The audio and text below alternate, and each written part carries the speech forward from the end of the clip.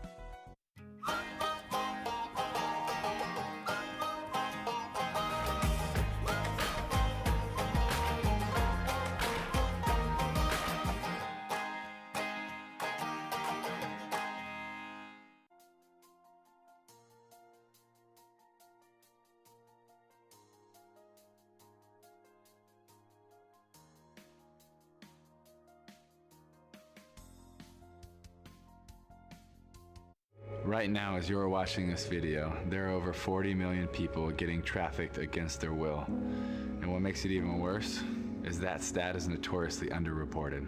So many victims even know their traffickers well. A parent, a family friend, even spouses. 7 out of 10 victims are female. 1 out of 4 is a child. We gotta do better. We need you to enter the fight, and we need you now.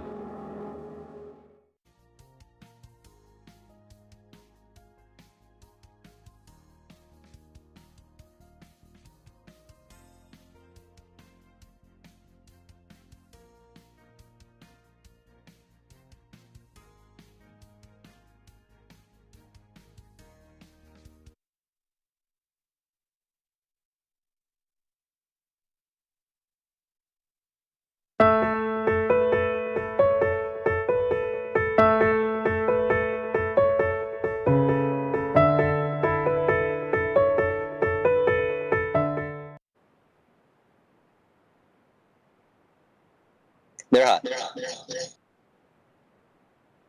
All right, good evening. We'll call the meeting to order. This is the April 18th, 2022 Zoning Hearing Master Meeting. I'm Pamela Jo Hatley. I'll be the Zoning Hearing Master this evening. Before we get started, if you'll please stand as you're able for the Pledge of Allegiance.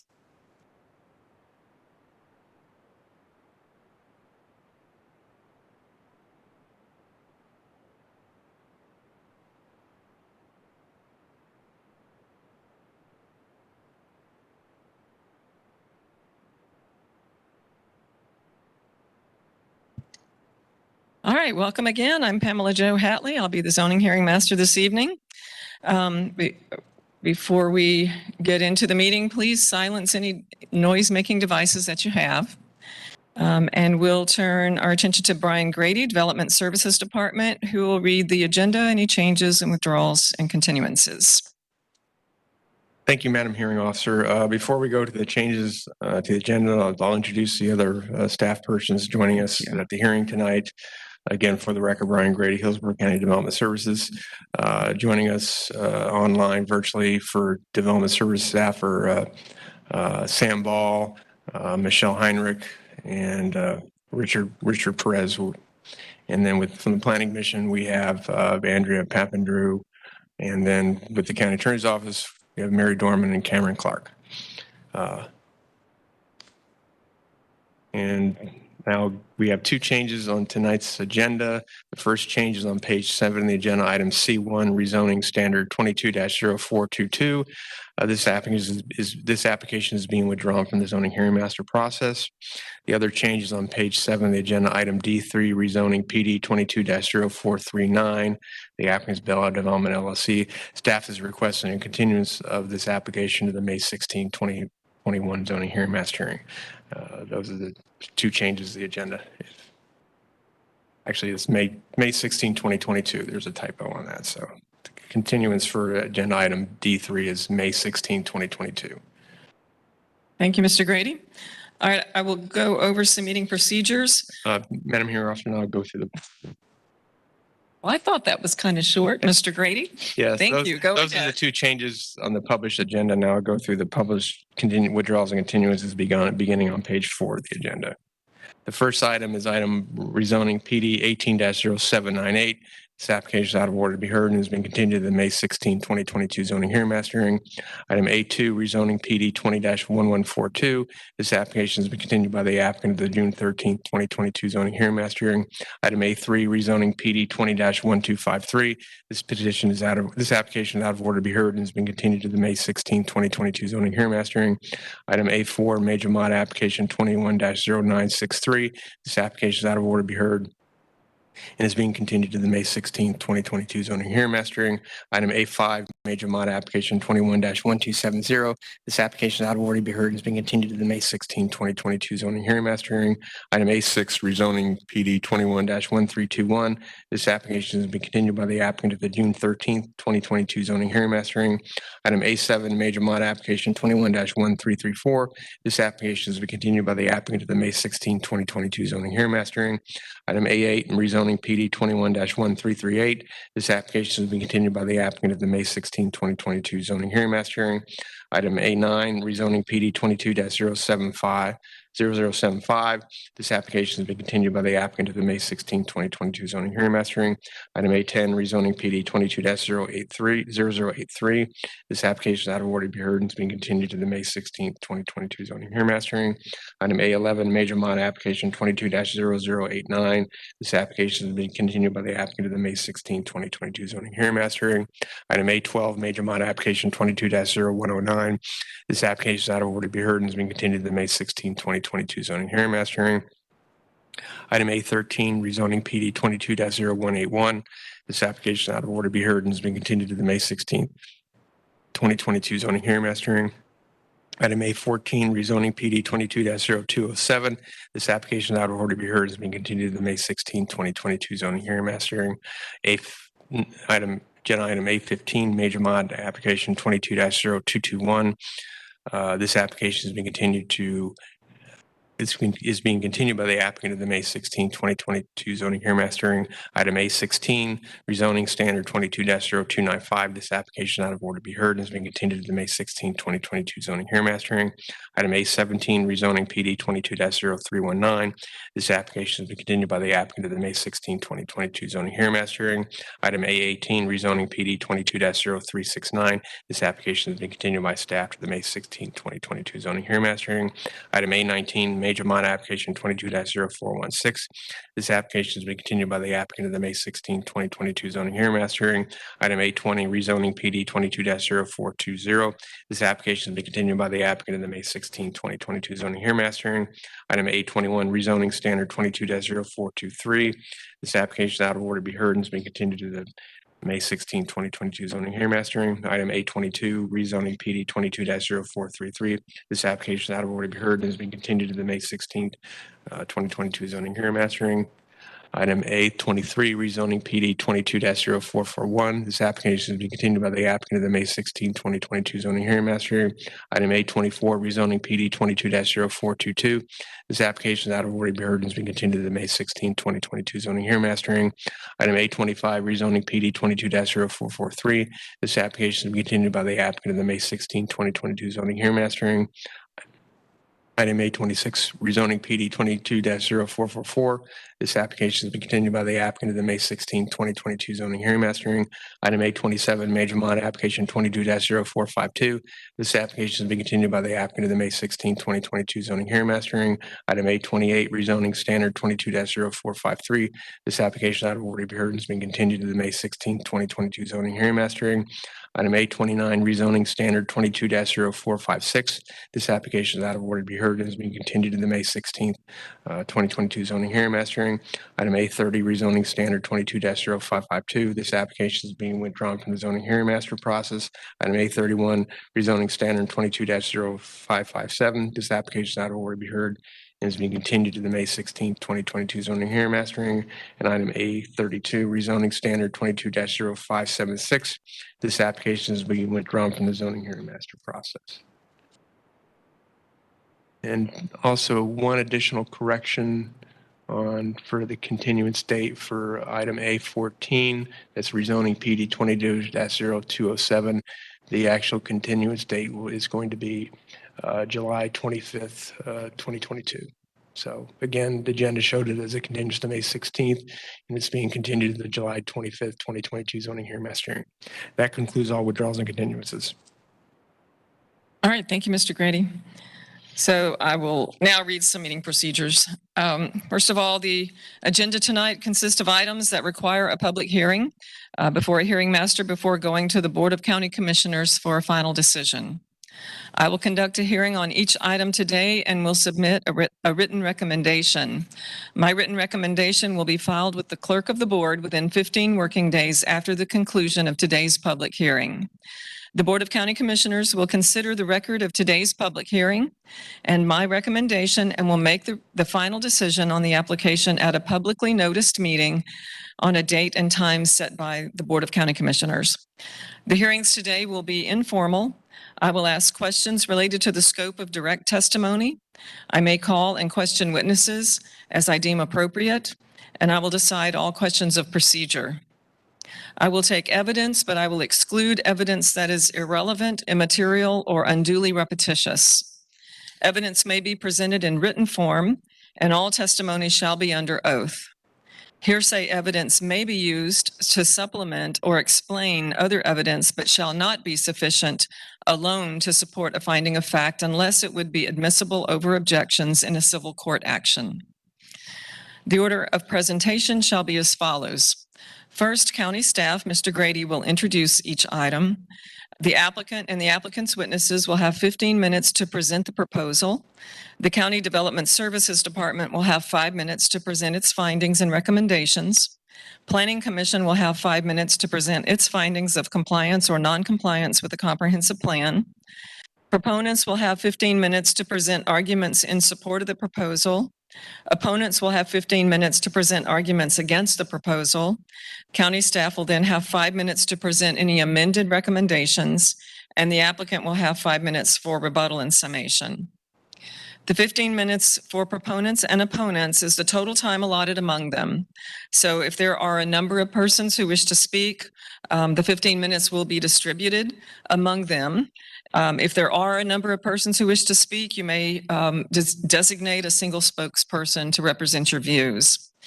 Now, when you come to the microphone tonight, please speak into the microphone because the meeting is being recorded and your testimony needs to be heard. Please state your name and address for the record. And when you're finished speaking, please see the clerk to my right here to sign in for the record. Now we'll hear from the county attorney's office for the legal requirements for requesting oral argument at the public meeting where the Board of County Commissioners will make its final decision. This is Mary Dorman from the County Attorney's Office. Tonight's public hearing is the first step of a two-step rezoning process. This hearing is the time for rezoning applicants and interested parties to present testimony and evidence. Any evidence presented tonight will become the complete factual record of each application, and no additional evidence can be introduced after the closing of each application. The second step of the rezoning process is a public meeting before the Board of County Commissioners, where the board will make a decision on each application heard tonight. Tonight's applications are scheduled to be heard by the board at its June 7th, 2022 land use meeting. When considering applications, the board will only review the record created at tonight's hearing and the recommendation made by the hearing master for each application. The hearing master will file a recommendation for each application heard tonight on May 9th, 2022. The Board of County Commissioners has established a policy that directs which rezoning and major modification applications are to be placed on the consent agenda of the board's land use meeting. Applications that propose to add density outside the urban service area, applications that are on roadways with a failing level of service, and applications that have had evidence or testimony provided to the record by non-applicant parties of record either prior to or at the ZHM public hearing are not qualified for placement on the consent agenda.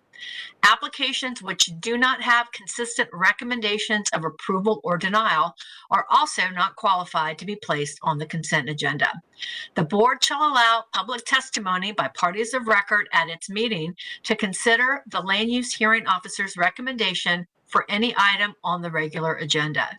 Any public testimony shall be limited to the record of the proceeding before the land use hearing officer unless additional evidence has been found admissible in accordance with section 10.03.04D of the Land Development Code. A party of record is an individual who fits into at least one of the following four categories. First, an individual who is present tonight and presents testimony or documentary evidence. Second, an individual certified by the U.S. Postal Service as having been mailed notice of tonight's hearing. Third, an individual who submitted documentary evidence to the master file at least 2 business days prior to tonight's hearing. Or fourth, an individual who submitted documentary evidence by proxy at tonight's hearing. Again, the content of oral argument before the board shall be limited to the content of the testimony and other evidence submitted verbally or in writing to the hearing master tonight. It is the role of the county attorney's office to ensure that only individuals who have met these requirements are allowed to speak before the board and to ensure that no new evidence or testimony is introduced or allowed at the board's public meeting. For these reasons, please make sure that all information you wish the board to consider at its public meeting is entered into tonight's record. All right, thank you, Ms. Dorman. All testimony tonight will be taken under oath. So if you plan to speak, please stand as you're able and raise your hand. Anyone who is online who wishes to speak, also please raise your hand to be sworn in. All right. Do you swear the testimony you are about to give is the truth, the whole truth, and nothing but the truth? I do. I do. Thank you. Mr. Grady, would you call the first case, please? The first case is agenda item D1. It's major mod application 22-0102. The applicant is CP Sefner MHC LLC. The request is for a major modification of existing plan development. Sam Bell will provide staff recommendation after presentation by the applicant. Thank you. Applicant?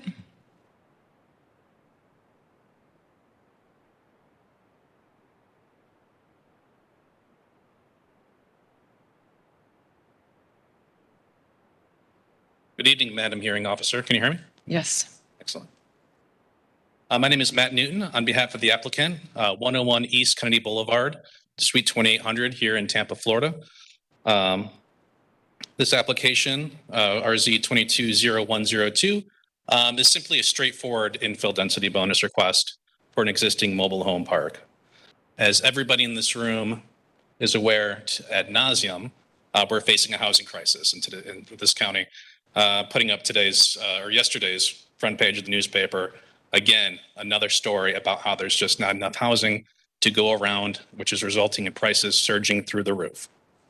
So while the public sector is doing everything it can to respond to this crisis, the private sector has been responding as well, taking a look at their existing inventory and seeing what can they do with their existing property to enhance density and provide more housing stock to the community. And the most useful tool that I've been seeing is the 23.5 comprehensive plan infill density bonus. This provides, if a variety of factors is met, to go up one step in the comprehensive plan, to go, for example, this property from residential 4 to residential 6. As described in the Planning Commission's report, this application meets all the elements. I won't go through it ad nauseum, but this is a candidate for this very useful bonus. The existing mobile home park is just south of the intersection of US 92, North Kingsway Boulevard. It's located here. As you can see, there's a variety of commercial general designation along the north. There's a middle school here, as well as residential in this area. As you can see, this is a candidate for residential infill bonus because it takes property away from potential strip development, as described in the Planning Commission's report. The mobile home park is one of our older mobile home parks. This is the oldest aerial I could find. It's from 1973. I'm going to put this in the record just because it kind of shows the development pattern at the time. As you can see to the west, there's now a very dense, well, not very dense, residential 4 dense single family development. And then across the street, the Shangri-La development as well, which is an older subdivision in Hillsborough County. Although some of it was developed here along the periphery, along North Kingsway Boulevard, you see that this was the vacant back in 1973. The last time this mobile home park was up for rezoning was back in 1980. This is one of the more terrifying looking site plans I've ever seen in my career. But essentially back then there was 81 units. They wanted to go for 112. Didn't go very well for them. During some back and forth, it was approved for 100 on the condition that this front 175-foot strip would be left empty.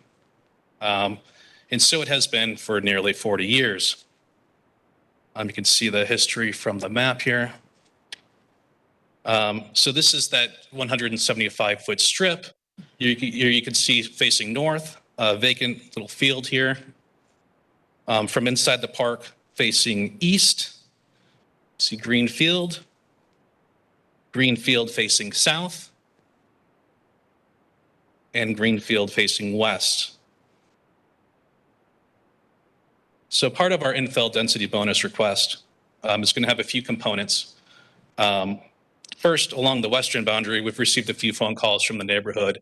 I'm interested to see what's going on. Part of the feedback they gave was that the old wooden fence between the park and their site has been falling apart. We agree. A condition of our approval will be to add a new 6-foot high PVC fence, which will be easier to clean and maintain.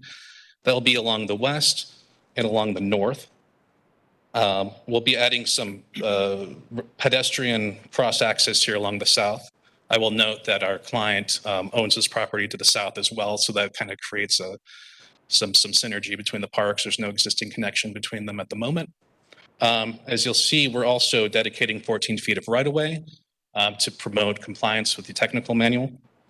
And also along this border here, it's important to note because this was where there was some history between this neighborhood across the street, wanting more space between. Of course, since 1980, there's been a lot of developments in urban planning. But essentially, we're going to be providing a 20-foot type B buffering and screening with the landscaping facing so that the neighbors aren't looking at just a blank wall. They'll be looking at some landscaping. Of course, and then as you'll see from the site plan, there's about a 96.5 foot gap between the fence and the frontage of these spaces. So there's going to be some natural distance as well between the new units. So in conclusion, mobile home parks are not glamorous. The comprehensive plan does recognize them as a viable, low-cost alternative for low income, for folks earning a lower income. And this, again, is a straightforward means to provide more of that stock into the community when we need it most. Happy to answer any questions. Don't have any for you right now. Thank you so much. Thank you. All right. Development services. I'm going to switch over to share my screen. Can you see the? Yes. Okay, great. All right, thank you. Good evening, Sam Ball of Development Services. This request is for a major modification to a planned development, 80-0180, to increase the number of mobile homes from 100 to 108 on an existing mobile home park site. The property is located within the urban service area and is in the Sefner Mango plan area. It's located approximately 650 feet to the south of Kingsway Road and west US Highway 92 intersection. The site is within the residential 4 future land use classification, which allows up to 4 dwellings per gross acre. And the proposed 108 mobile home lots includes the density bonus prescribed by policy 23.5 of the comprehensive plan future land use element. Typical uses for residential 4 include residential, suburban scale neighborhood commercial, office uses, and multi-purpose projects. The uses within the surrounding area are primary residential with some mixed uses to the north. The adjoining land uses to the north include a mobile home park, open storage, vacant commercial, single family residential on properties that are zoned commercial general, ASC1, and RSC6. The homes within the neighborhood are a mix of mobile homes and conventionally built houses. The abutting property to the south is a mobile home park approved for 101 mobile home lots and 6 RV spaces. The properties to the east are zoned RSC6 and are zoned for single family, are developed for single family conventional. The properties to the west are zoned PD and are also zoned for single family conventional.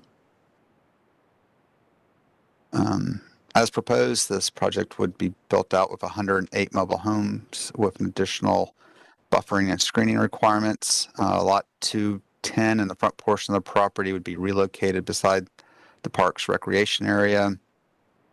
The existing conditional approval number 3, requiring that the 175-foot deep segment of the property lying adjacent to Kingsway to be utilized as an entranceway only, would be removed and replaced with a condition that a 20-foot type B landscape buffer and 6-foot vinyl fence shall be provided along the eastern boundary, with the landscape being the finished side of the fence facing North Kingsway Road. The existing condition of approval number 4, requiring a 25-foot setback and buffer area stipulated by mobile home RV park provisions, shall be provided along all boundaries to the full extent practical, is being replaced with requirements for a 20-foot type B buffer and 6-foot PVC fence, except for on the northern boundary that abuts folio 6319000, which may be a 5-foot type A buffer with a 6-foot fence, and a 5-foot landscape buffer and PVC fence will be required along the western boundary. These changes more clearly establish what the minimum buffers are than the provisions of the original buffer and screening requirements. If major modification 220102 is approved, the county engineer will approve a section 60402B administrative waiver for the Kingsway Road substandard road improvements. Approval of this administrative variance will waive Kingsway Road substandard road improvements required by section 60403L of the Land Development Code.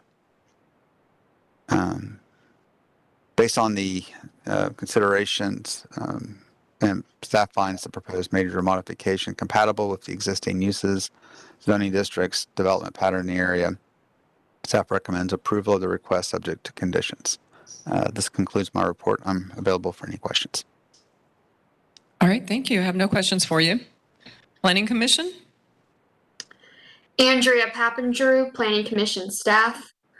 The subject property is within the residential 4 future land use category. It is within the urban service area and the Seffner Mingo community plan. The residential 4 future land use category surrounds the property and allows residential, suburban scale neighborhood commercial, office uses, and multi-purpose projects. Policies 8.1 and 9.1 of the future land use element indicate that each proposed development and proposed zoning needs to be consistent with the character of the future land use designation. The proposed use is consistent with the characteristics of the residential 4 category, which includes an intent to designate areas that are suitable for low-density residential development. The proposed rezoning meets the intent of Objective 1 by providing growth in the urban service area. The proposed also meets the intent of Policies 1.4 and Objective 16 in its policies as it is compatible with the surrounding area.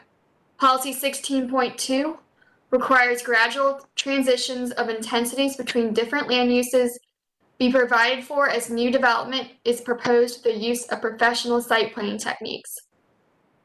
Policy 16.3 requires development and redevelopment to be integrated with the use of complementary land uses. The area is composed of single-family detached residential and commercial along West US Highway 92 and North Kingsway Road. The request for 8 additional dwelling units is consistent with the residential uses that are adjacent to the property.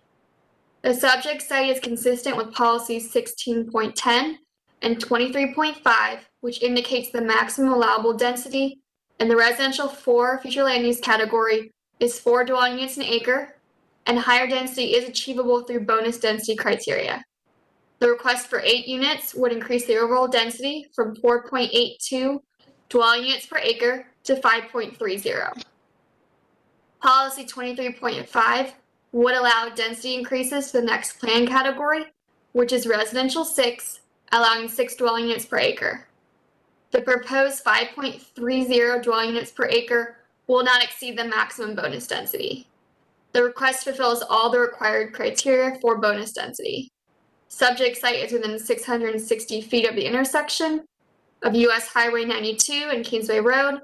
It proposes residential use in existing residential plan development and is located within the urban service area. The applicant is proposing a residential use and is consistent with Community Design Component Objective 12-1, which encourages the protection of existing neighborhoods. Goal 2 of the Seffner Mingo Community Plan encourages the enhancement of the community character by discouraging commercial encroachment into the residential areas between US Highway 92 and Martin Luther King Boulevard and south of Martin Luther King Boulevard. The subject site is located between US 92 and Martin Luther King Boulevard, and the proposed residential use aligns with the vision for the area. Based upon the above considerations, Planning Commission staff finds the proposed major modification consistent with the future of Hillsborough Comprehensive Plan for unincorporated Hillsborough County, subject to conditions proposed by the Department of Development Services. Thank you. Thank you. All right, is there anyone here or online who wishes to speak as a proponent in support of this item? Don't hear anyone. Is there anyone here or online who wishes to speak in opposition to this item? Don't hear anyone. All right, county staff, anything further? Nothing further. All right, applicant, do you have anything further? Nothing further? Okay, thank you. All right, this will close the hearing then on 22-0102. The next item is agenda item D2. It's rezoning PD 22-0152. The request is rezoned from AS1 to planned development. I will provide staff recommendation after presentation by the applicant. All right, applicant.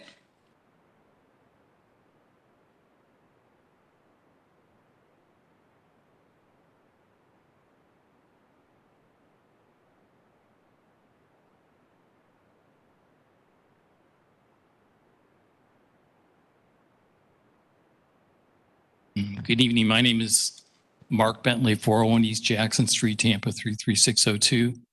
I've got a booklet of some exhibits I'd like to hand out, please.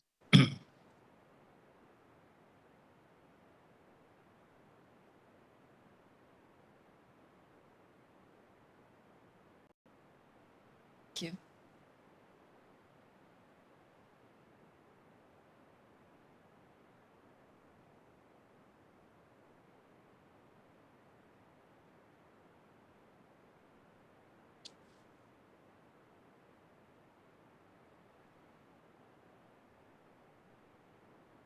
I have a little bit of a cold here, so just bear with me. So it'll be nice and short anyhow. So I represent the Hindu Temple of Florida, and they're seeking to rezone 0.83 acres from AS1 to PD to allow 8 multifamily attached units. This would be accomplished with not only the PD rezoning, but also the utilization of the flex, the property to the west, which is Res 12, I believe. There's substantial justification for the application of the flex in both our narrative, which is very lengthy, along with the Planning Commission's staff report. So I don't think it's necessary to get into that. Unless you have any questions, we can do that. But there are 3 criteria, and we've cited several policies and made various factual arguments to support the application of the flex.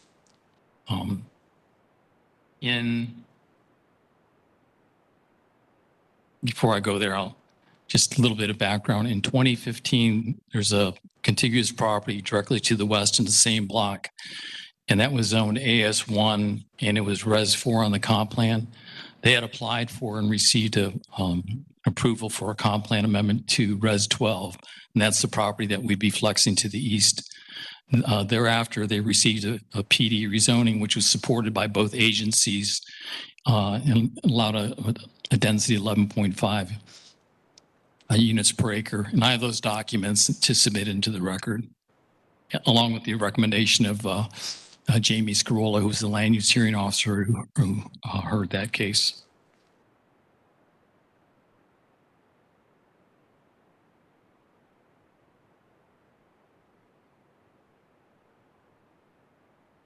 Okay, great. So Ms. Hatley, here's the subject property where I'm pointing my finger. And then our client also owns various properties. I don't know if you've had the opportunity to go out there and see the temple, but. Yes, I'm familiar with it. Thank Okay, you. great. That's great. Don't need to get into it then. But they own most of these properties here and they're identified. And that's an exhibit for you in the record. Here's a proposed project. And I failed to mention that the intent was to this would be utilized for housing for priests associated with the temple. Okay. So even though they have they can accommodate 2 cars each. They don't need cars. It's just a county requirement. They're walking across the street. Increase in traffic, I think in AM existing right now, AM would be an increase of 2 trips. PM would be an increase in 3 trips. So it's just de minimis.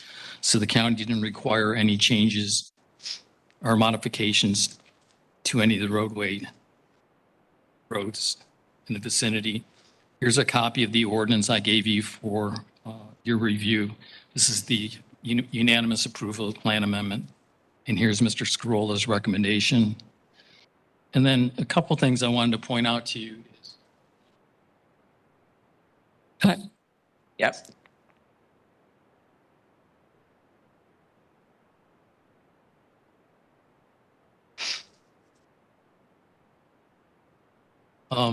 Because we're dealing with housing that's associated with the religious exercise, we're dealing with the Religious Land Use and Institutionalized Persons Act of 2000.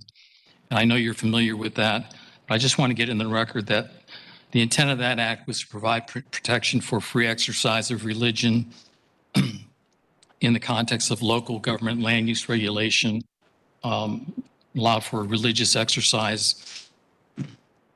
And you can't treat that any differently than any other applicant or property owner unless it's in furtherance of a compelling governmental interest and it's the least restrictive means available to achieve that compelling governmental interest. And then one thing I found pretty interesting was Florida has its kind of own mini version of the act. It's just simply the Religious Freedom Act. And it's in Chapter 761 Florida statute. It basically states that the government shall not substantially burden a person's exercise of religion, even if the burden results from a rule of general applicability. And that's kind of a little bit of a twist. So if there are two properties both subject to, the same setback requirement, even if they apply to both, if it relates to exercise of religion, there's supposed to be some deference, apparently. I guess it's the way you construe the statute, or one way given toward the exercise of religion. So it's kind of meaning, even if the government is treating religious persons or entities the same as religious entities, it is prohibited from doing so and impeding the free exercise of religion, unless here again the government demonstrates compelling governmental interest and it's the least restrictive means to achieve the compelling governmental interest. So with that in mind, I was going to give a brief presentation by Russ Lautenberg. I just want to go over the site plan with you because there is another project that's under construction right now. I want to show you how they interrelate. So.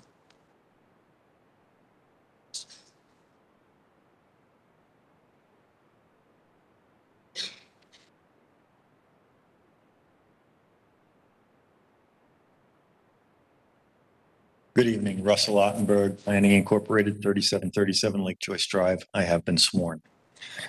So this is the site plan that has been submitted as part of the application, and the property in question is this rectangle here. These are the 8 units that are proposed as part of the rezoning. Immediately adjoining to the west and to the south is the Hindu Village project that Mark was discussing.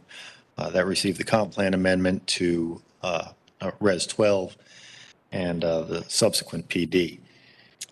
We are proposing to flex that Res 12 eastward to cover this property.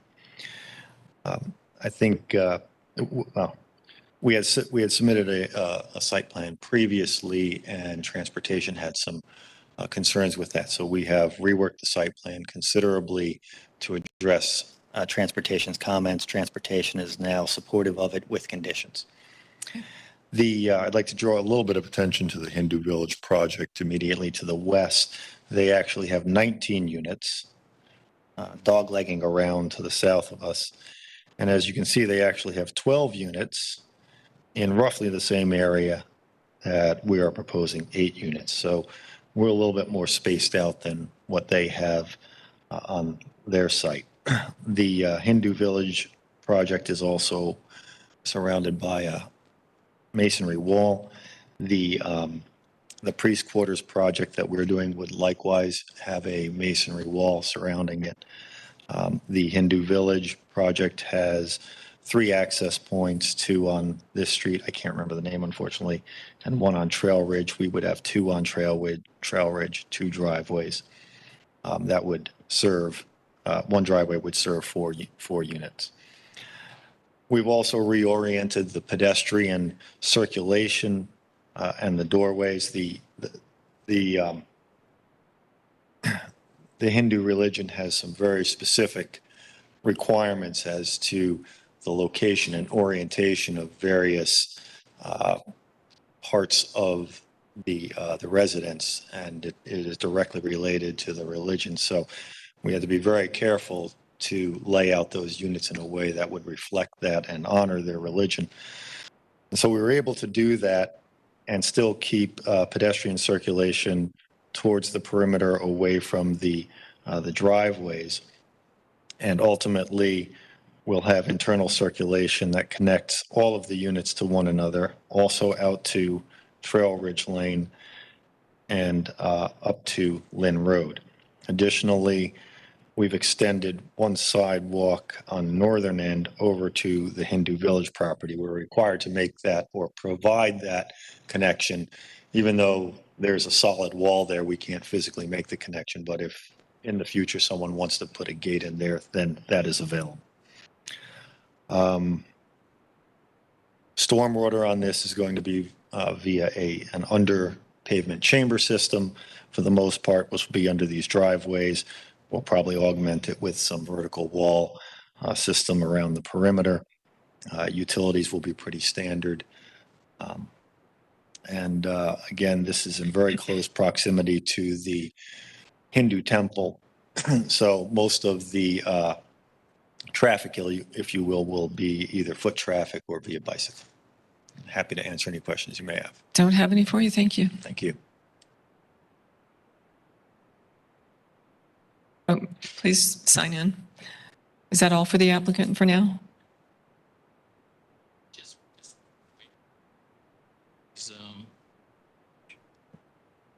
It's on, guys. It's on. Okay. Is happening? This is the subject property All right, just, here. yeah, bring the mic down a little bit, please, Mr. Bentley. I'm Thank sorry. you. That's all right. Thank you. Sure. So this is the subject property owned by the Hindu temple. Yes. And this is owned by Home Trends, but it goes by the name of Hindu Village. Oh. So it has really no affiliation with the temple per se. And so there was some discussion as to why don't you integrate the two projects? One's under construction, probably almost done at this point. So that's just the explanation concerning. Okay, I understand. Thank you. Thank you. All right, development services. Brian Grady, Hillsborough County Development Services. The request is rezone from AS1 agricultural single family to a planned development to permit 8 multifamily attached units. As noted, the applicant is requesting a flex of the Res 12 planned category that is adjacent to this parcel in order to accommodate the proposed 8 multifamily dwelling units. Staff did find the request comparable and compatible with surrounding development pattern as noted by the applicant. There's existing multifamily development located the west and south of this project. Therefore, again, staff found it approval, subject to conditions, available for any questions. Thank you, Mr. Grady. Planning Commission. Good evening, Andrea Pappinger, Planning Commission staff. Subject property is within the residential 4 future land use category. It is within the urban service area and is located within the Greater Carrollwood Northdale Community Plan. Per policy 1.2 of the future land use element, the site must meet minimum density requirements within the urban service area. The maximum allowable density on site with the flex request of residential 12 is 9 dwelling units, and the minimum allowable density is 7 dwelling units. The applicant is requesting 8 multifamily units and satisfies the intent of policy 1.2. Subject property is designated residential 4 on the future land use map. The intent of that category is to designate areas that are suitable for low density residential development. The applicant does seek to utilize the flex provision outlined in policy 7.3 and 7.4 to flex residential 12 from the west to the entire site. And the site meets the criteria stated in policy 7.3. The flex would not extend beyond the maximum of 500 feet from the existing land use boundary. The flex is parallel to the land use category line and is not an extension of existing flexed area. And the flex is in the urban service area and is not in the coastal high hazard area. And the flex request is also part of a planned development application. According to the applicant, the flex request is justified as the Board of County Commissioners approved the future land use map amendment change to residential 12 and a PD rezoning the adjacent project to the west, the Hindu Village, in 2015. The proposed development will be compatible with the adjacent Hindu Village in relation to density, use, height, scale, mass and bulk of structures, pedestrian and vehicular traffic, circulation, access and parking impacts, landscaping, light, noise, odor, and architecture. In addition, the proposed is extremely similar to the adjacent residential 12 property, and the project is compatible with adjacent land uses and intensities. The applicant has stated that the project is designed to be integrated with the Hindu Village and is a good transitional use between the multifamily surrounding uses and the large-scale Hindu temple religious institution to the north and west, and the single-family residential to the south and east. The applicant has also stated that there are available and adequate public facilities to serve the proposed development. The applicant has also stated in his flux request that allows the project to be located on the same block as adjacent multifamily uses, and this protects the character of those single-family residential uses. The design component includes units with inner courtyards and parking spaces for each unit instead of shared paved parking. The units are designed as detached single units, which is a less dense appearance. On the subject property, while buffering and screening through a masonry wall, which will be architecturally finished to match the adjacent Hindu temple wall. Planning Commission staff have reviewed the flex request and concur with the applicant that they meet the justification criteria for the flex and advise the Board of County Commissioners to grant approval. Property is within the Greater Carrollwood Northdale Community Plan. Goal 5 of the plan states that new development will provide pedestrian facilities that connect to the existing roadway network. Pedestrian facilities are implemented concurrent with vehicular improvements. Goal 5 also states that an integrated development pattern must be formed through direct street and sidewalk connections within development projects as well as to adjacent projects. The proposed development will provide 5-foot internal and external sidewalk facilities on Lynn Road and Trail Ridge Lane. The site will not have cross-access connections to the adjacent residential property to the west, as there is a wall on the western boundary. The request is consistent with the Greater Carrollwood Northdale Community Plan. Based upon the above considerations, Planning Commission staff finds the proposed plan development consistent with the future of Hillsborough Comprehensive Plan for unincorporated Hillsborough County, subject to conditions proposed by the Department of Development Services. Thank you. Thank you. All right, is there anyone here or online who wishes to speak in support of this item? Don't hear anyone. Is there anyone here or online who wishes to speak in opposition to this item? All right, don't hear anyone. Development Services, anything further? Nothing further. All right, applicant, anything further? Nothing. Okay, thank you. That closes the hearing then on 22-0152. The next item on the agenda, again, I'll note just for the record that at the beginning of the agenda, D3 was continued to the May 16th, 2022 zoning hearing master hearing. So the next item is agenda item D4, is rezoning PD 22-0440. The applicant's Building Hope Redevelopment LLC. The request is rezoning from AR to plan development. Michelle Heinrich will provide staff recommendation to presentation by the applicant. All right, applicant.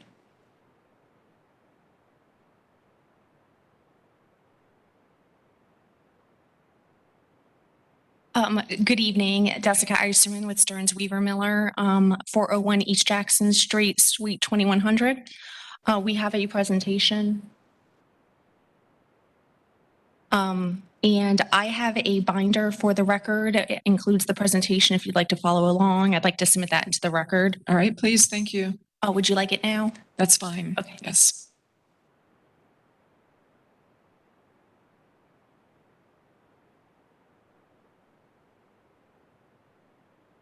So also with me today is Michael Strader and Andrew Ranieri. They are with the charter school that we are discussing today. Also is Brian Smith, the developer, Michael Yates, our traffic engineer, and David Smith, our planner. Next slide, please. So briefly, this is a PD rezoning request for a charter school. It's in the Riverview area. This rezoning request would allow a 960 student K-8 charter school with a maximum of 65 classrooms. We're looking at a 2-story classroom building with a maximum height of 40 feet and a maximum gross floor area of 100,000 square feet. There would also be an accessory gymnasium, basketball court, tot lot, etc.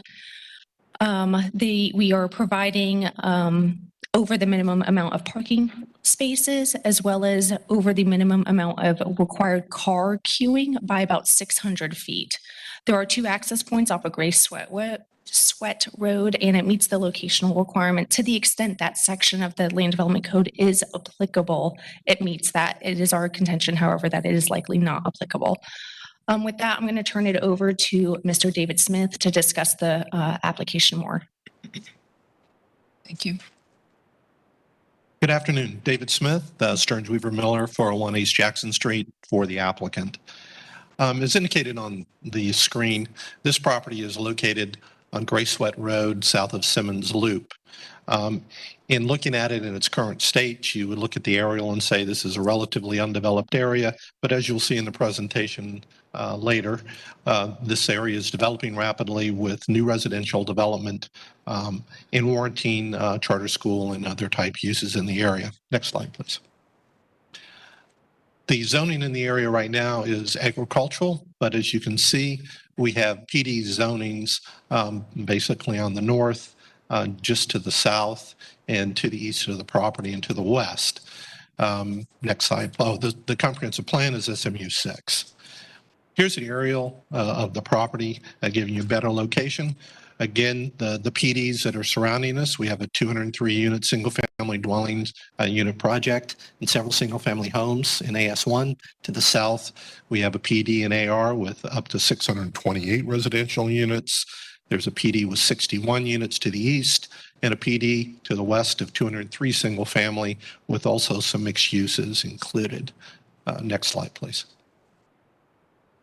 So this gives just a drop-in of some of the PDs that are currently approved. As you can see in the center of the property, it says Big Bend Academy. That's the subject location. And it shows the approved certified plans for the surrounding residential development in the area.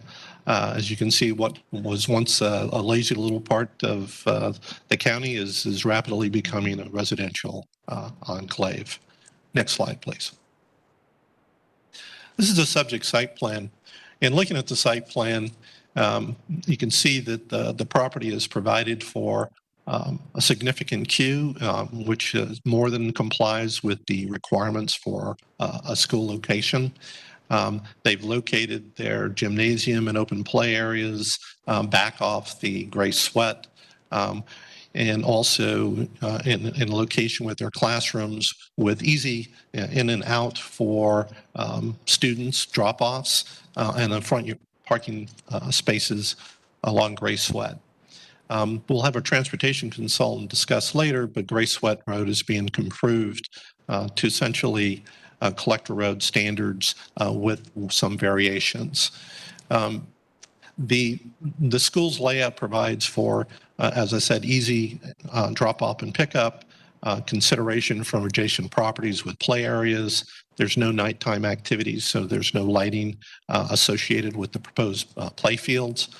In the site plan package, I did not put it in this package, but it shows also the event parking available to the site, and that is in the staff report. Next site plan, please. Excuse me, next page.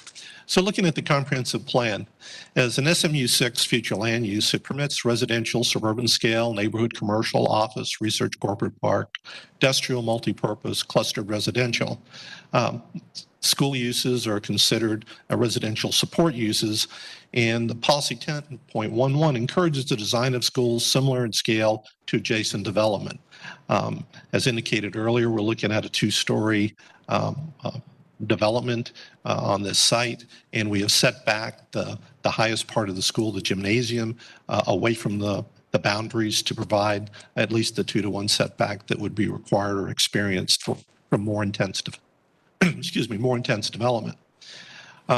Also, policy 10.15 requires schools to be sized and located so children can walk or bike to them.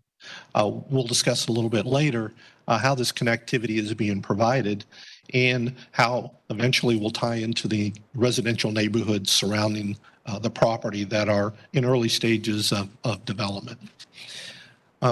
Right now, there's over 1,100 residential units approved in the immediately adjacent area over the last 3 years. So this location really becomes an ideal location for a charter school in order to promote walkability in this area. Next slide. So this just provides another graphic of the context of this development. The red square in the center is the location, a proposed location of the charter school, and the names of the various developments around. As you can see, eventually there's going to be a connection all the way through from what's called the Deal property or Belmont development, which already has a school site on it, a public school site. And also this is a location where you have the flyover connecting in from joining the east and west sides down in this portion. So this whole area has become a very walkable area for residential and charter school use, as shown by this graphic. Next slide, please. So looking at the Riverview Community Plan. So looking at this plan, it's got about 4,400 residents, estimated to grow to 74,000. I wouldn't be surprised if it wouldn't exceed that over time. And it's in transition and rapidly suburbanizing. Goal 10 of the Riverview Community Plan says maintain and support high-quality schools, also serving as community amenities. We think this proposed location, being surrounded by developing single-family subdivisions, is an ideal extension of this policy in accomplishing that. Strategy Goal 11 encourages walkability to walk-to-school programs to increase safety and reduce school-related automobile trips. Once again, we believe that is also accomplished by the development, and we will basically graphically show how those extensions and connections will be made. And it promotes these goals by locating the school in a heavily residential area with sidewalk improvements and with the interconnection to adjacent developments along Grace Sweat. So we believe and offer that the project is consistent with the Riverview Community Plan as well as the comprehensive plan for the county. Next slide. So looking at basically South County and the county in general, school capacity crisis. Why do we need another charter school? Well, when you look at the school capacities in the area, and it's been all over the news regarding school concurrency, the lack of high school, those types of issues, there's a great deficiency for school capacity in the area. So this site has been reviewed and is already approved for a charter school by Hillsborough County Public Schools, and it will help address this need that's dire in this part of the county. Next slide. Connectivity, I'll let our transportation consultant talk about connectivity as well as talk about the transportation aspects, and then I'll come back to conclude. All right, thank you. Good evening, Michael Yates with Palm Traffic, and I have been sworn. Just want to go through the connectivity and the transportation components of the project. Again, as David had indicated, there are two access connections to Grace Sweat, a northern one which will serve as the main entrance, and a second access to the south that will serve as a second access, particularly for the parking lot while the school is loading and unloading. This has been reviewed with transportation. Grace Sweat was considered a substandard road. We are doing improvements to Grace Sweat to bring it up to county standards. We were following a TS4 typical section, which is a collector road standard. So we are doing the 11-foot travel lanes, the F-type curb, but in lieu of doing the buffered bike lane, we are doing a 10-foot multi-use path on the west side of Grace Sweat to keep within the right-of-way that we have available. That will enable the connection to the school from Simmons Loop all the way down. And so that basically conforms to the full right-of-way width. Where we're struggling is at the northern end. We're trying to provide also another northbound right turn lane. So at the north end where it connects to Simmons Loop, we will have a left turn lane and a right turn lane. And then also from the improvement standpoint, we are doing a eastbound right turn lane on Simmons Loop, which we have acquired additional right-of-way to be able to build that, and a westbound left turn lane on Simmons Loop to go south on Grace Sweat. If you go to the next slide, please.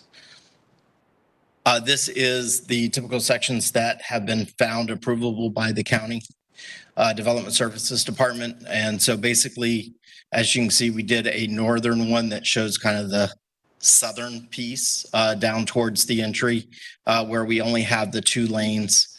And then the southern one on this one is the northern piece, which is at the approach to the intersection of Simmons Loop, where we add that additional right turn lane. And so you can see how we're going to expand that.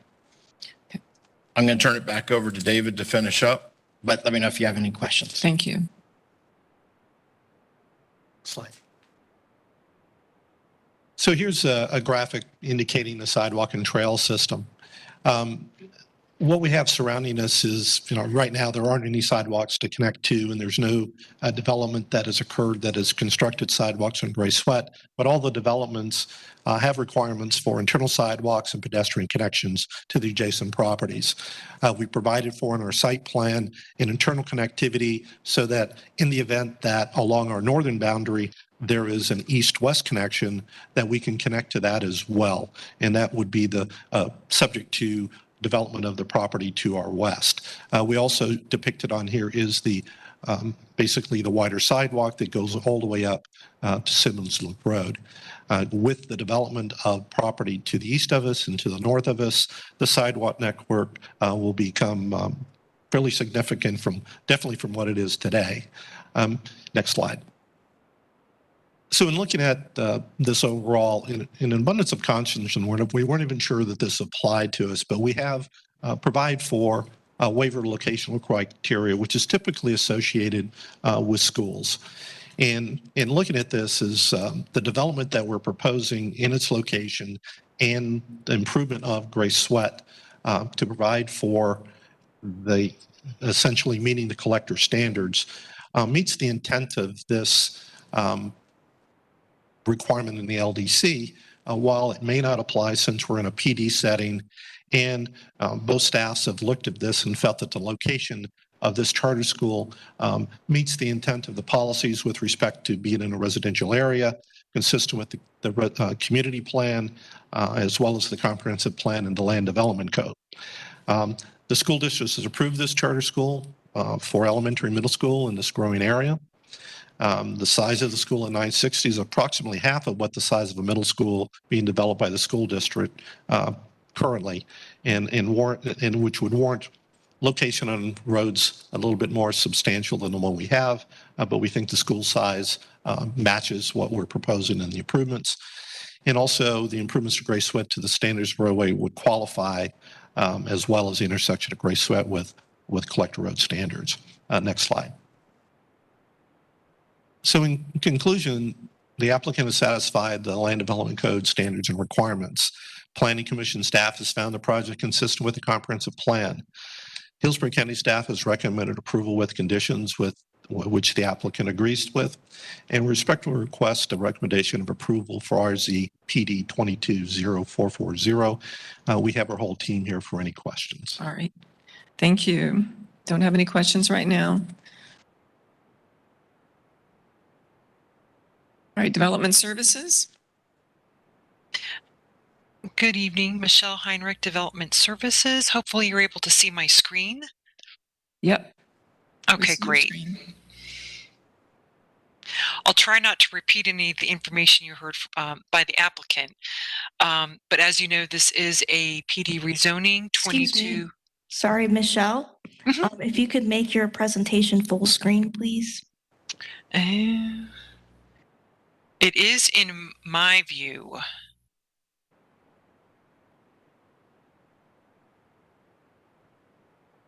Let me stop sharing for a minute and try something else.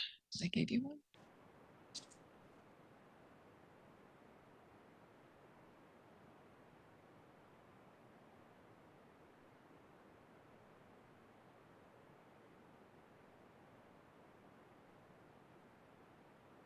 Thank you.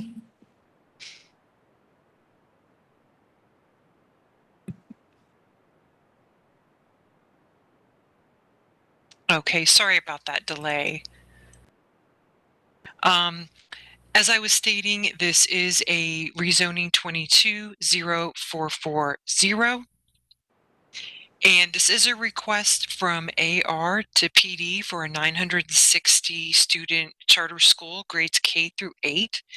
The site is slightly under 10 acres in size. As you saw on the maps, located on the west side of Gray Sweat Road, south of Simmons Loop.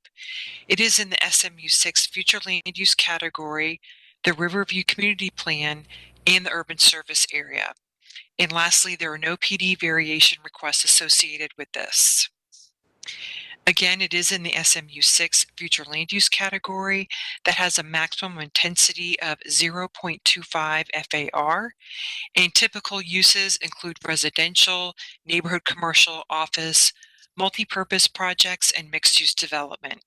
The Planning Commission has found this proposal to be consistent with the comprehensive plan. As you saw in some of the overview that Mr. Smith provided to you, this is a rapidly developing area. It is approved for single-family, multifamily, residential support uses all around the site. In general, along the north and east is a very large, north and west is a very large PD that in this area is proposed or approved for charter school, nursing home, multifamily, townhome, and single family. And the other adjacent areas are approved for single family residential. In looking at the proposed development standards, the maximum FAR that is proposed is under the maximum permitted by the comp plan at 0.23. The project is proposing significant setbacks that do exceed the 2-to-1 additional setback requirement. The classroom buildings will have a max, as well as the gymnasium building, will have a maximum building height of 40 feet, 2 stories. No lighting or nighttime use of the playfields is proposed by the applicant. Required buffering and screening will be provided along the north, west, and south, and the parcel is large enough to meet and provide the required queuing.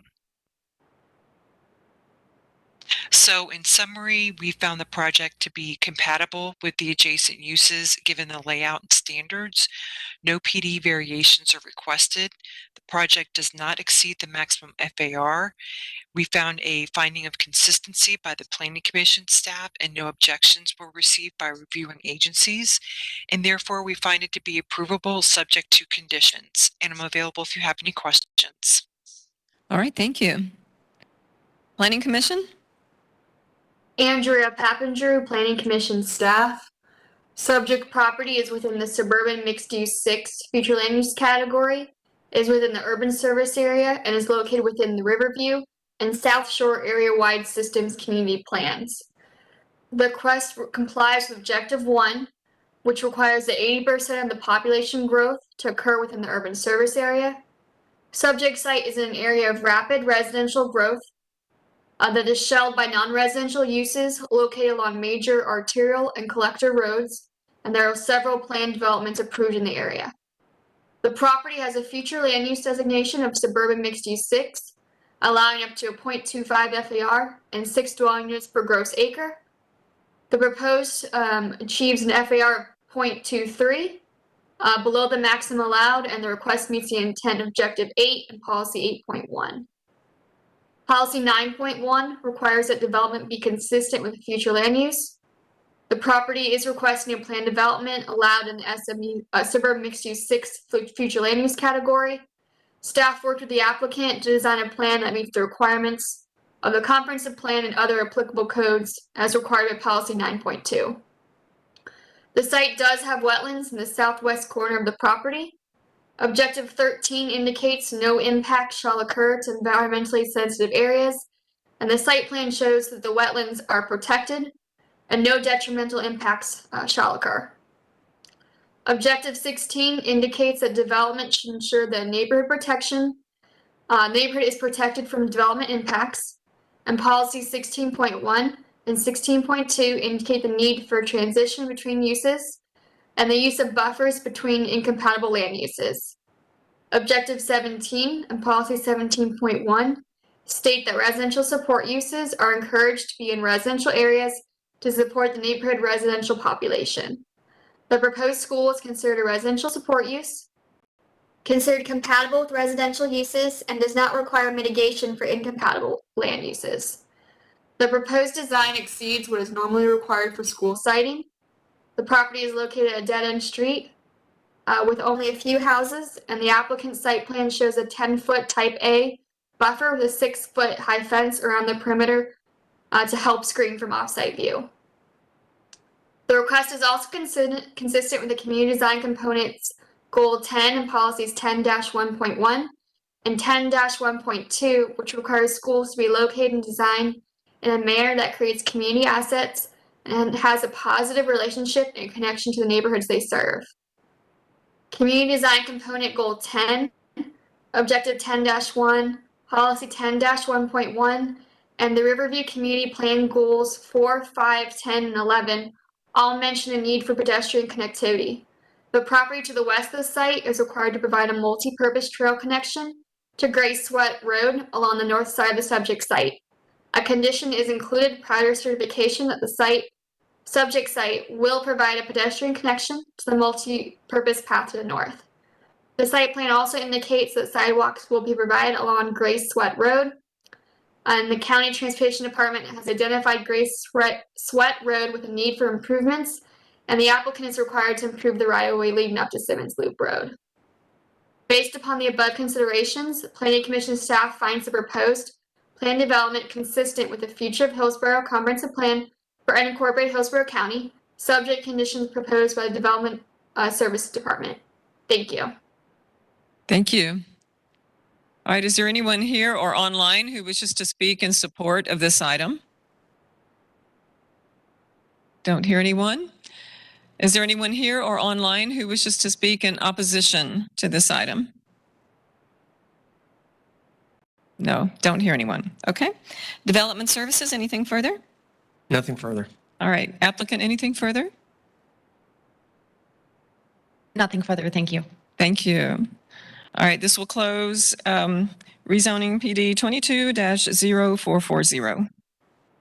The next item is agenda item E1, a special use application 22-0609. The request is for a non-conforming special use permit to modify the legal non-conforming use. Michelle Heinrich with county staff will provide staff recommendation after presentation by the applicant. Applicant?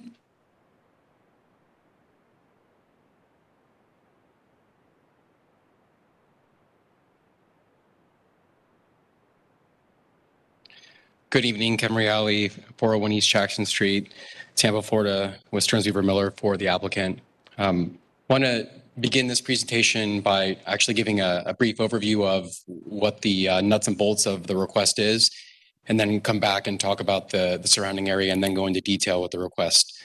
The basic request, if you put it into one sentence, is a request to replace existing concrete batch equipment, which is equipment located generally in this area here on site.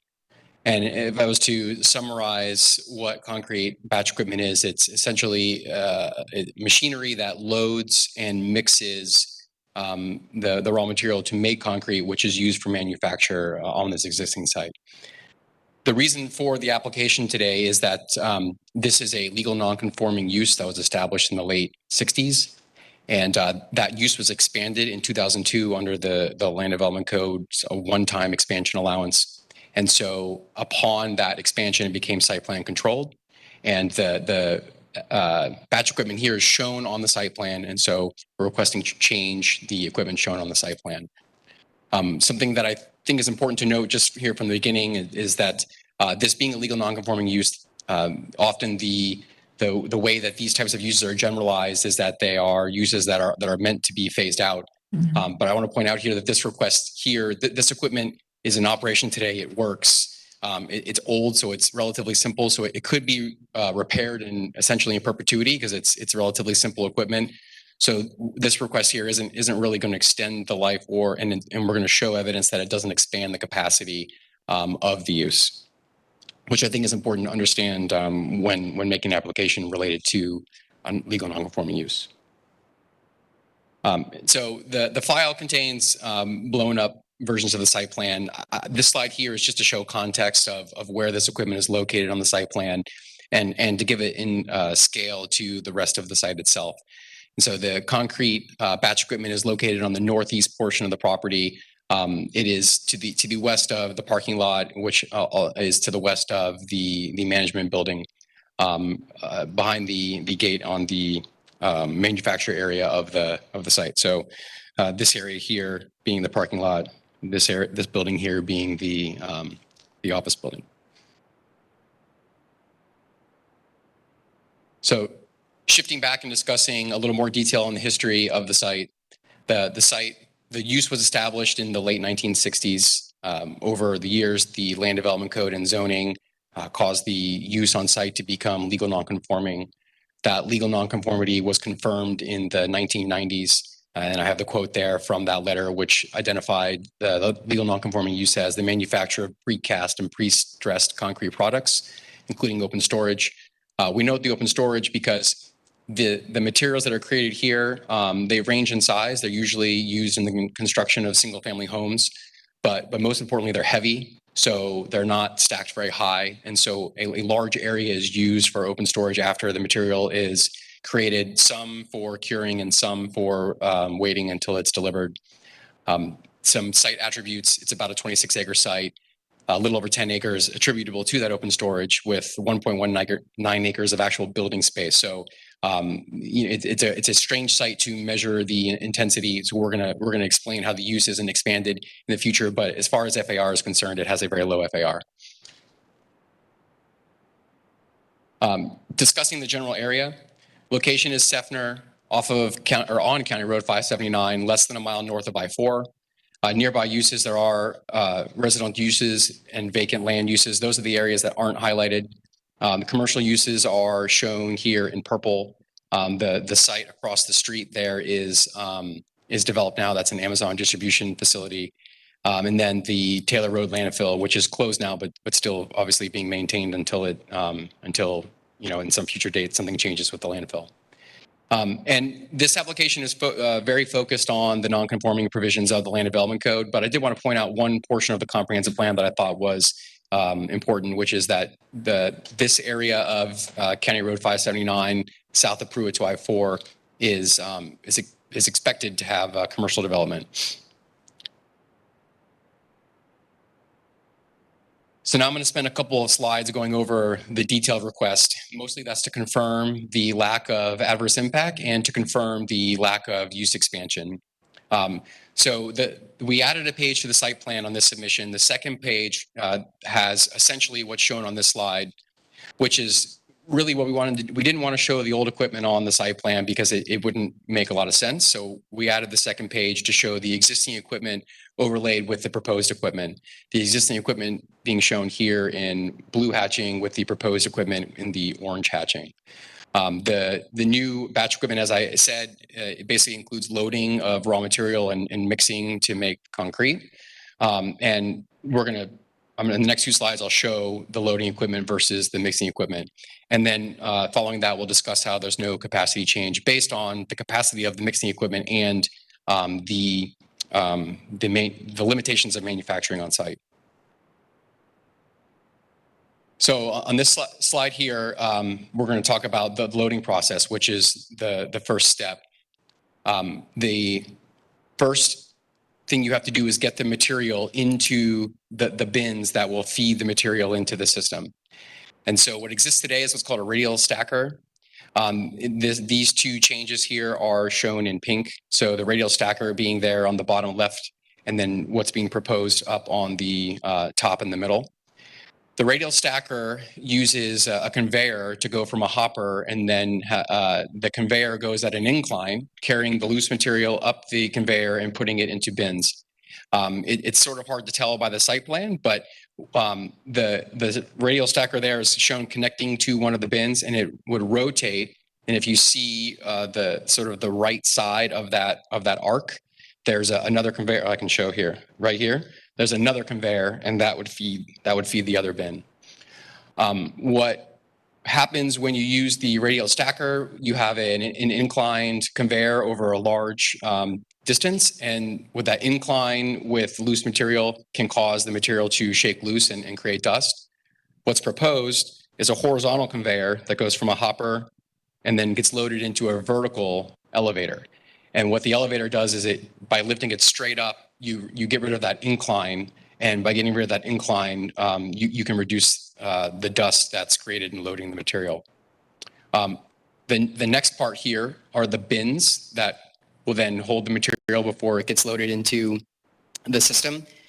The existing bins, there are two circled in green, and what's being proposed is to combine those into one set of bins. This consolidation is mostly due to the fact that there's going to be one elevator, to just like there's one radial stacker, but the radial stacker using the conveyors can cover to bins that are more than one spot. But it's just like it looks. It's just consolidating the bins into one structure instead of two. What's not it's noted here on the site plan, but not circled just to reduce clutter, are the silos will be replaced. The silos right now exist sitting above the mixing units. They're going to be moved to adjacent to. The reason I didn't circle them is for clutter and because as far as a function goes, they're going to be largely the same. The height will be the same and the function will be the same. In fact, it was important in discussing this application that we confirm with engineering that the height would not increase because the silos are the tallest structure. Going to the mixing portion of the process, while this looks much more simple when shown with just the two little squares there, this is actually the more impactful change to the process. The new mixers will change the way the mixing occurs.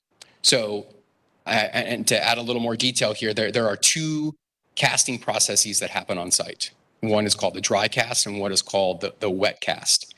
The dry cast gets that name, but there is still moisture. It's been explained to me by the business owner that it's like a Play-Doh consistency. And then the wet cast is what we, as the general public would be used to seeing coming out of the back of a cement truck. Though currently the way the wet cast process is managed is dry material is transferred into trucks and then it's mixed in the trucks. This is the biggest change, and this is sort of the crux of why this process will be better for the surrounding properties. When you transfer dry material, there's a dust hood, there's a dust collector. It does its best to control the dust, but it's hard to control that. What will happen in the new process is it will go into the mixer. The mixer will wet mix it before transferring to the truck, and then you still transfer to the truck, but it's a wet mix at that point. Additionally, the mixer will be electric instead of a diesel truck, which is a pretty significant change as far as exhaust and just as we all are accustomed to understanding, a diesel truck is not going to be as good as an electric mixer for environmental impacts. So the application will have a lot of benefits, and we don't want to deny the benefits to the applicant. That's why they are seeking this application. So the benefits to them are on-site. The new process will be more safe. There'll be less manual manipulation and less direct contact with the materials. Now, you could also, by saying less manual manipulation, you could say automated, but this isn't necessarily going to reduce manpower required on site. It just isn't going to require people to climb up behind the trucks and manually move equipment. It's also going to be more efficient, using less diesel and more redundant. So all of those things are benefits for the applicant. Safety chief among them. This is an old use, and as you can imagine, in the 1960s, safety was not the same concern that it is today. So this application would come at a great cost to the applicant if approved in replacing that equipment, but that redundancy and that safety would benefit the applicant in the long run. Offsite, and this for argument for approving this, there's an environmental benefit of less diesel and cleaner energy and better dust control. And the public benefit of less noise and better dust control. I want to spend another minute here to talk about the noise. I did put a footnote in the application discussing this as I came to understand as the layperson understanding the process. What we become accustomed to when we see cement trucks on the road is they're turning their barrels as they go down the road. It's not particularly loud, but they're turning wet cement to make sure it doesn't settle while they're getting to their destination. What happens when they get loaded, when they have to mix the material, is actually a very loud process where the barrel has to turn very hard in both directions.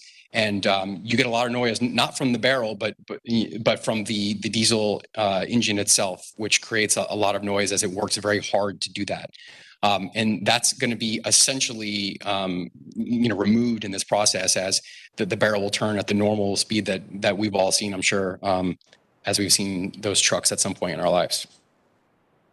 So I guess at the plant, just to clarify, at the plant, then the noise reduction is related to eliminating the diesel that's required, the diesel engines that are required to, in this process, it's going to be replaced by an electric motor. Right. There will still be noise as the machine mixes. Right.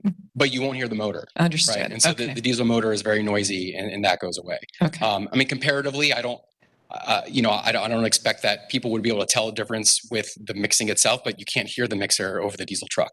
So that is the primary noise generator when the mixing is happening. So that talked about the benefits.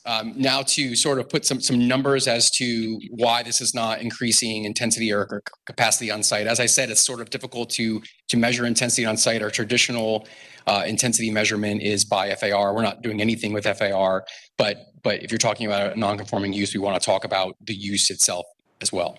The report also states that the conservative, and when we talk about today, the conservative would be the minimum. The minimum mixing today, considering one truck, is about 10 cubic yards capacity. It's often augmented.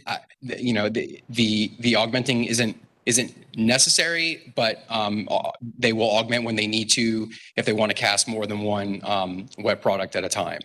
The conservative maximum mixing capacity that's proposed is 8 cubic yards. So you lose the ability to augment, but even if you ignore augmenting, the capacity is reduced because these mixers are, the wet mixing is not going to be as big as the wet mixer in the truck. That's all well and good, and those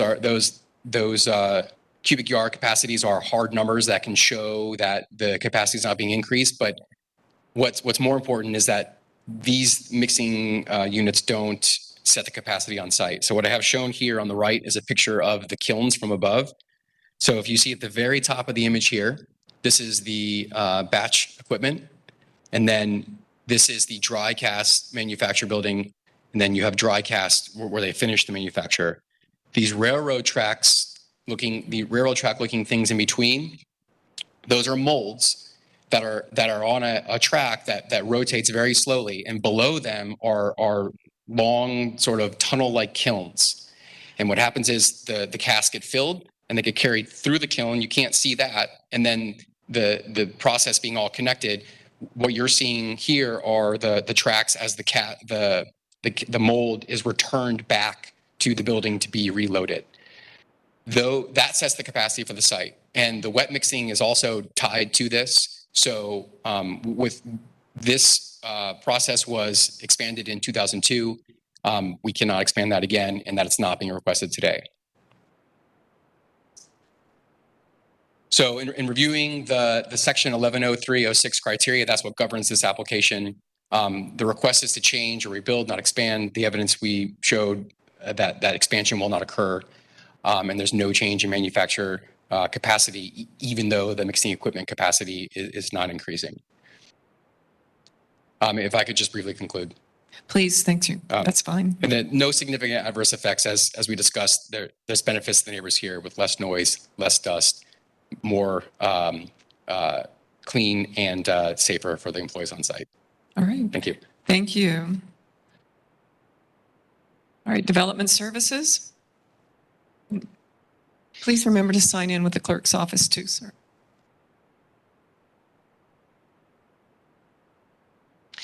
Good evening. This is Michelle Heinrich, Development Services. I don't think I'll be able to do as good as an explanation as the applicant's representative did, that's for sure.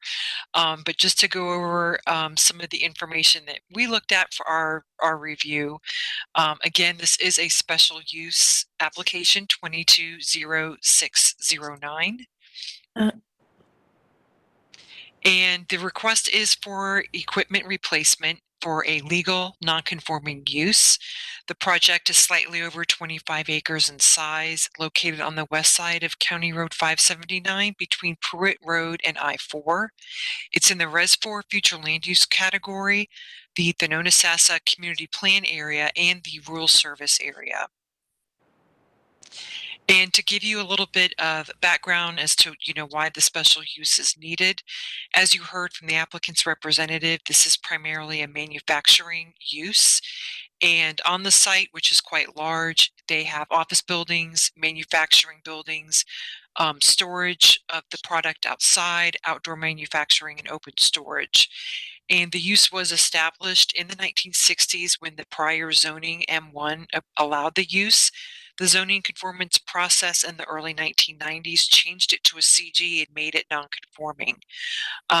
The property did go through the proper process of being declared a legal non-conforming use in 1997 and received that under permit 970366.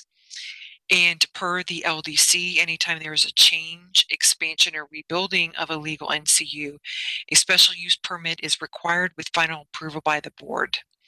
And as the applicant stated, there was an expansion that was approved in 2002, which added additional square footage and equipment. And the surrounding development of the property is pretty much as the applicant's representative stated. There is large lot agricultural uses and agricultural zoning to the north and west. However, there is also commercial zonings found, the landfill site located on the east side of the road, and the Amazon distribution facility located on the east side of the road. And in summary, our findings found that this is an existing legal non-conforming use. The change, as you heard the applicant state in his presentation, will not increase the intensity of the site. We did receive a finding of consistency from Planning Commission staff and received no objections.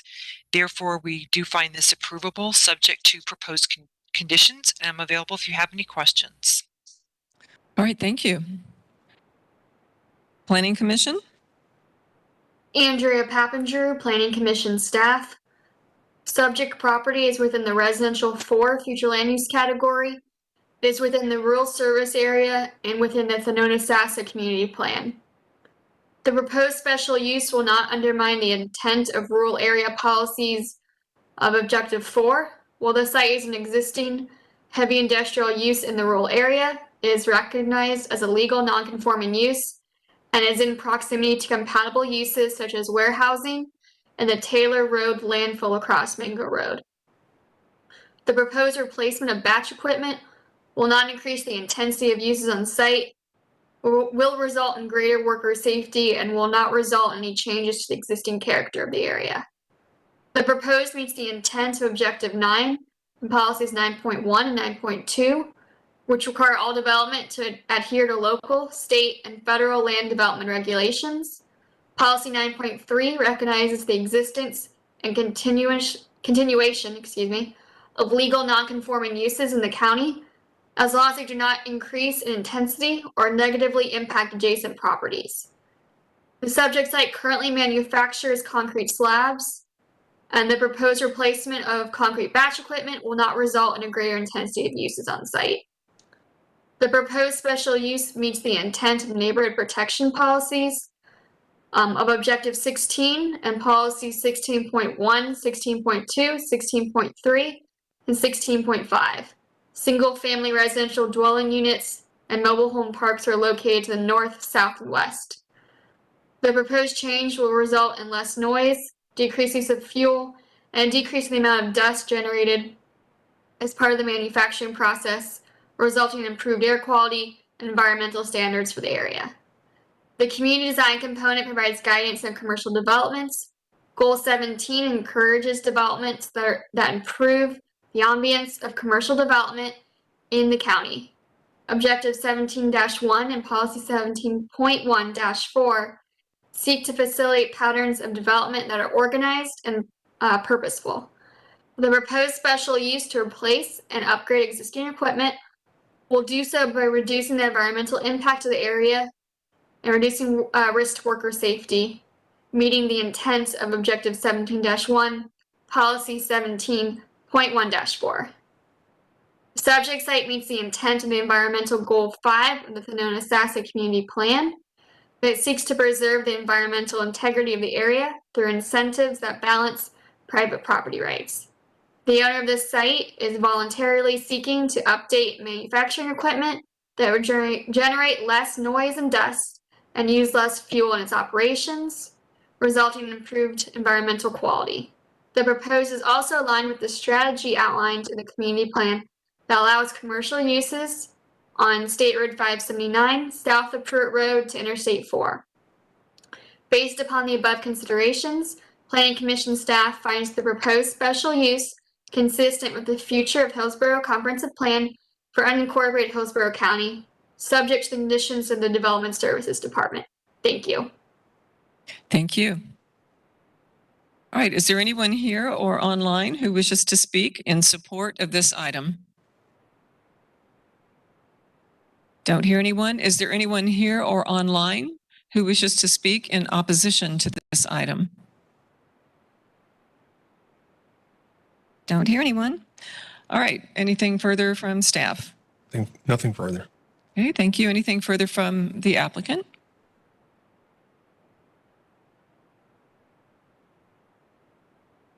Excuse me. Again, Kevin Reilly for the applicant. Just briefly, I want to point out we did host a neighborhood meeting. The applicant decided, when the notice would go out, it would create confusion. And so the applicant volunteered to have that meeting, and that went out as required with the code, with the notice. 2 attended, 1 submitted a letter of support that's in the record, and another, after hearing the scope of the application, didn't express any concern. We had other calls that would ask questions about the site, but when we explained what was happening, generally what we heard was indifference on the scope. And as you heard from staff, no staff objections, including EPC, which supported the request, and request your approval. Thank you. All right, thank you. So that will close the hearing on 22-0609. And that concludes our meeting for this evening.